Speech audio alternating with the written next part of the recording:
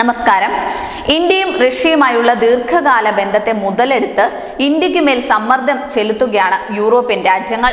മോസ്കോയും കൈവിനുമിടയിൽ നടന്നുകൊണ്ടിരിക്കുന്ന സംഘർഷത്തിനിടയിൽ റഷ്യയുമായുള്ള ദീർഘകാല ബന്ധം ഉപയോഗപ്പെടുത്താൻ ഇന്ത്യയോട് അമേരിക്ക അഭ്യർത്ഥിച്ചിരിക്കുകയാണ്. അതുപോലെ തന്നെ ഉക്രൈനുമായുള്ള യുദ്ധം അവസാനിപ്പിക്കാൻ റഷ്യയോട് ഇന്ത്യ പറയണമെന്നും അമേരിക്ക അഭ്യർത്ഥിച്ചു. US സ്റ്റേറ്റ് ഡിപ്പാർട്ട്മെന്റിന്റെ വക്താവ് മാത്യു മില്ലർ പത്രസമ്മേളനത്തിൽ ഡൽഹി മോസ്കോ ബന്ധം ശക്തമായി പരാമർശിക്കുക മാത്രമല്ല UN ചാർട്ടറിനെ ബഹുമാനിക്കാൻ പുടിനോട് പറയണമെന്ന് ഇന്ത്യയെ പ്രേരിപ്പിക്കുകയും ചെയ്തു. പ്രധാനമന്ത്രി നരേന്ദ്രമോദിയുടെ സമീപകാല റഷ്യൻ സന്ദർശനത്തെക്കുറിച്ചുള്ള മാധ്യമങ്ങളുടെ ചോദ്യത്തിന് മറുപടിയായാണ് മില്ലറുടെ പരാമർശം. അടുത്തിടെ മോസ്കോയിൽ ഔദ്യോഗിക സന്ദർശനം പ്രധാനമന്ത്രി നടത്തിയിരുന്നു.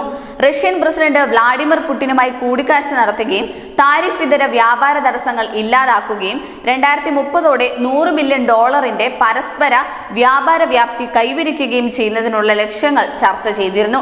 2022 മോസ്കോയും കൈവിനുമിടയിൽ യുദ്ധം ആരംഭിച്ചതിന് ശേഷമുള്ള പ്രധാനമന്ത്രി മോദിയുടെ ആദ്യ റഷ്യ സന്ദർശനമായിരുന്നു ഇത്. News desk, news India Malayalam.